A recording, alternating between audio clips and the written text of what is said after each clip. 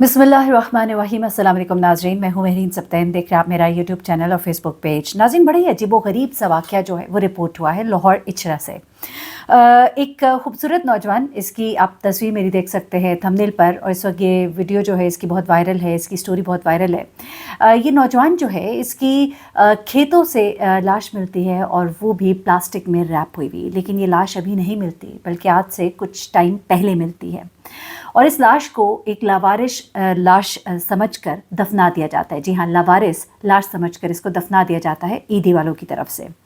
लेकिन अब पता लगता है कि ये नौजवान तो कोई और नहीं बल्कि इचरा का रिहायशी था। ये 3 बहन भाई हैं, और ये नौजवान जो है हैरत अंगेज़ तौर पर पहले तो नहीं था, लेकिन ये पता लगा कि शायद इसकी पहले भी एक शादी हुई हुई थी। लेकिन ये नौजवान एक लड़की के इश्क में मुब्तला हो जाता है। अच्छा, अब यहाँ पर ये स्टोरी बड़ी अजीबोगरीब सी है, क्योंकि कुछ ऐसा लगता है कि ये कोई हनी ट्रैप का भी मामला हो सकता है। मैं अभी पूरी स्टोरी आपको सुनाती हूँ, आपको समझ आएगी। इस नौजवान के बारे में, इसका भाई नुमान जो है, इस नौजवान का नाम है ज़ीशान। इसका भाई ज़ीशान का भाई नुमान जो है वो इचरा पुलिस में जाता है और जाकर बताता है कि मेरा भाई कुछ दिनों से मिसिंग है, उसका कुछ पता नहीं लग रहा। उसके बाद पुलिस जो अपना तरीक़ाकार होता है उससे ज़ीशान को ट्रेस करने की कोशिश करती है, और हैरत अंगेज़ तौर पर ज़ीशान का मोबाइल जो है वो बताता है कि उसकी आखिरी लोकेशन लाहौर की है। लेकिन लाहौर में तो वो कहीं भी नहीं मिल रहा होता। लेकिन जिस जगह पर उसकी आखिरी लोकेशन जो है बताई जा रही होती है, वहाँ से एक कुछ चीज़ें मिलती हैं। एक शॉपर मिलता है, और शॉपर के अंदर से इसके जॉगर्स मिलते हैं, इसका आईडी कार्ड मिलता है, इसका मोबाइल मिलता है, और 9mm की पिस्टल मिलती है।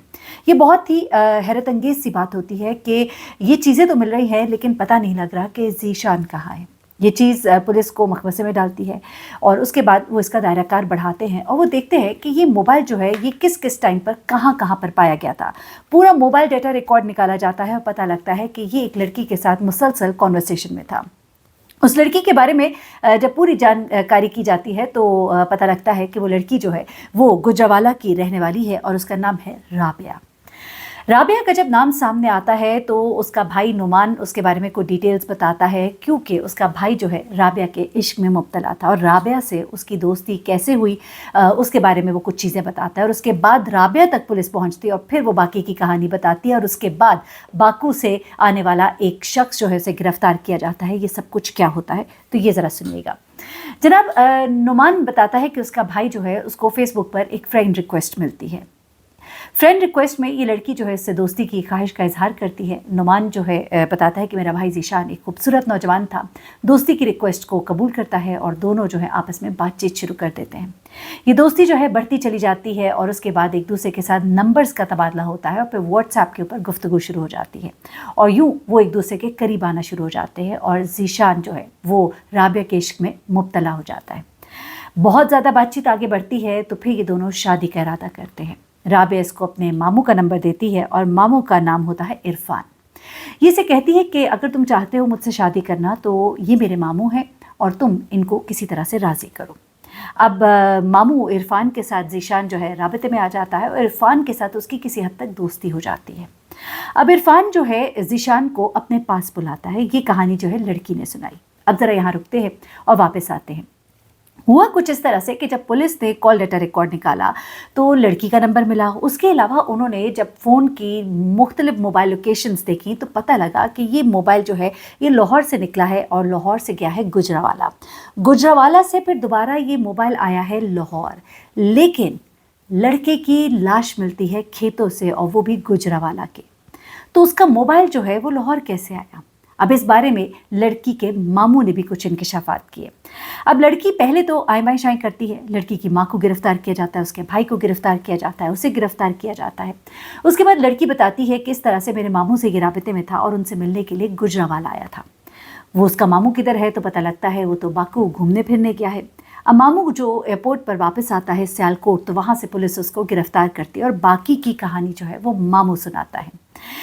मामू बताता है कि मैंने इसको यहाँ गुजरावाला बुलाया था, हाँ मैंने इसको मारा था, मैंने इसको कत्ल किया, कत्ल करने के बाद मैंने इसको शॉपर में रैप किया, रैप करने के बाद मैंने इसे गुजरावाला में खेतों में फेंक दिया।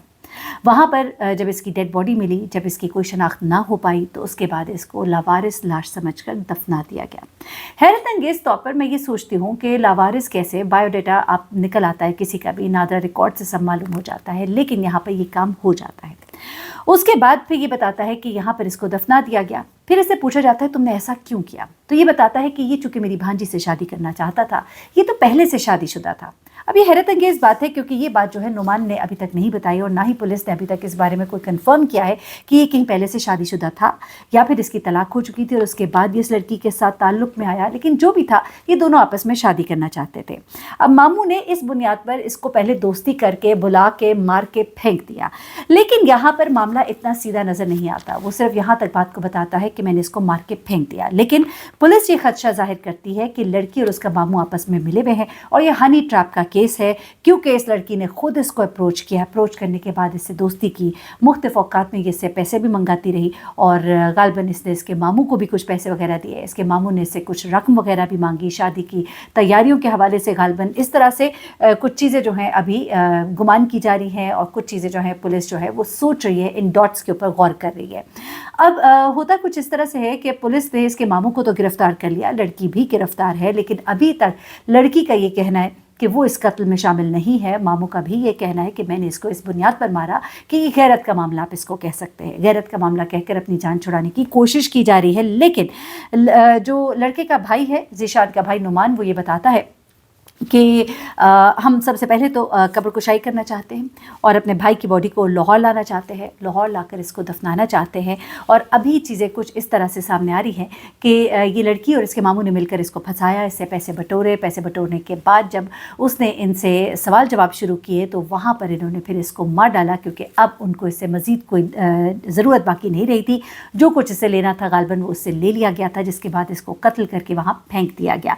वरना कोई वजह समझ नहीं आती कि किस तरह से राबिया जो है उससे दोस्ती करे, उसको रिक्वेस्ट भेजे, रिक्वेस्ट करने के बाद वो उसको अपने मामू से मिलवाए और मामू जो है उसको अपने पास बुलवाए। अगर तो मामू को वो नापसंद था तो वहाँ पर ही मामला ख़त्म किया जा सकता था, लेकिन लड़के को अपने पास बुलवाना और बुलवा कर उसको यूँ मार डालना, ये जाहिर करता है कि मामला इतना सादा नहीं है और इसे हनी ट्रैप केस के तौर पर भी देखा जा रहा है। हनी ट्रैप केसेस जो हैं वो बढ़ते ही चले जा रहे हैं और हमने देखा है कि कच्चे के इलाके में इवन यहाँ तक कि डाकू ने हनी ट्रैप के ज़रिए लोगों को जिस तरह से ट्रैप किया और उनका फिर मर्डर होता है या फिर उनको अगवा करके उनसे भारी रकम जो है वो ली जाती है और उसके बाद उनको छोड़ा जाता है।